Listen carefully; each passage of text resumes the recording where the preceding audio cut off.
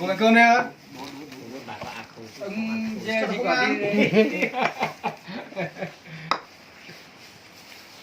Năm món nào đây? Đây là thịt gì chú Trung? Đủ hết chưa? Bố chiêm không vào à? Cái này hầm sao nào? Thôi không lấy Không dậy. Ông mưa này có ai nhỉ? Ngày nhà nông thì ăn bạn thôi, ăn phải không lâu ấy. Ông mưa có ai ăn ạ? Thử canh. Đúng của em mà. Thôi cho đến đổ vào đi. Tôi cứ kệ. Ngồi đấy. Đây cho vợ chồng những người ngồi với nhau. Canh ngon thế. Để nhé cho anh ngồi vườn. Canh hồ chuối không có gì bằng à? Có rượu chưa? Đây. Hậu chớ cho mấy nó mó. Có gì đâu. Rồi cái nào? Được không? Đừng ngồi hết không? Bao rồi đủ luôn vào thế này đây. Cái này Nó nào. chết à? Chết cái túi kia Chết thì được một đống ra. chết thì nó còn sống thì ai đi xéo nó. Mẹ để làm lạt rồi. Đấy, hồ chuối đấy. Ô, Nó là nước ủng hộ đấy. Này bón lợn chứ nhỉ? Bón lợn đấy. Ô giời, nước chảy. Chưa. bữa đây đi. Tuần thịt rừng ấy. Cô ngồi đây này cô. Tuần thịt rừng ấy.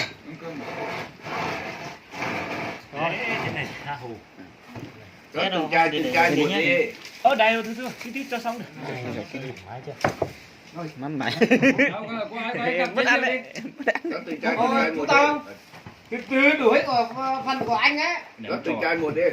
Nào nhá, dí cái tay nhá. Đây. Cho hai bò đấy cái này còn Điểm nào nhiều màu. Dê có rượu chưa? Có này rồi. Chưa có đấy chứ? Có rồi. Có rồi. Trời. Lợn Lợn này nhiều. Lợn sao? Canh Canh ngon phết đấy canh. Đây. Cúc chuyển sang anh em đi. Canh không phải nói đâu. To cái của tôi đâu. Cái này. Tôi cũng lẩu chứ. Lẩu. Rượu thôi. Anh chú Tiến thu luôn cái chai đi. Không có à? Không đủ à? Ừ.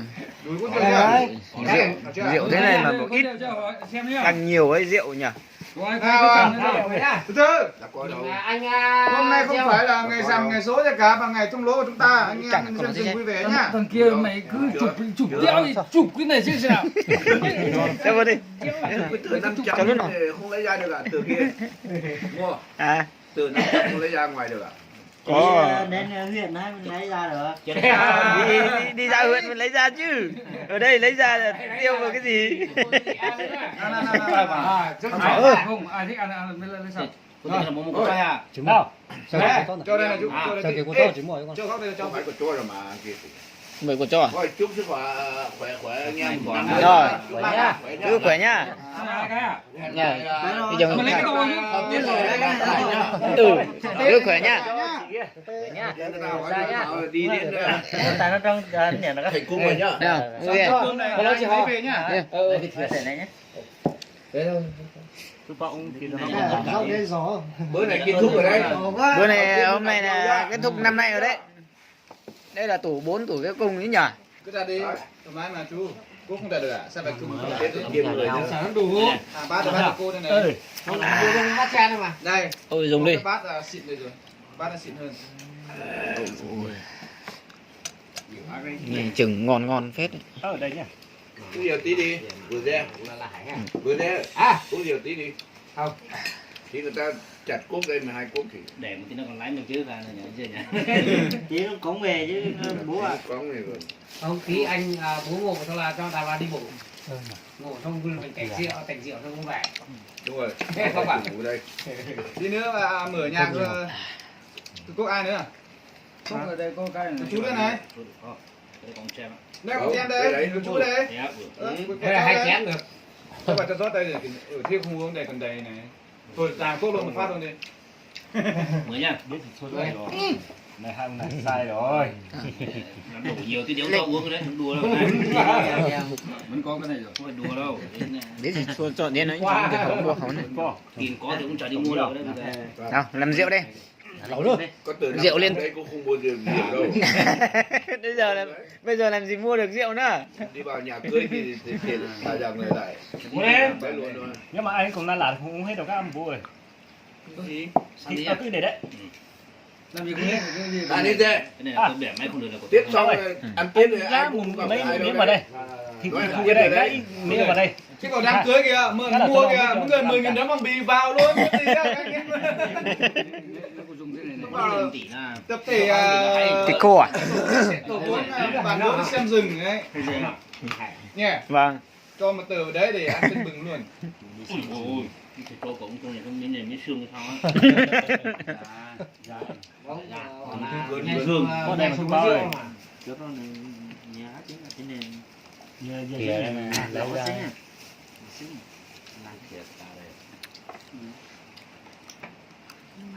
Ôi đi phát ra. Ôi.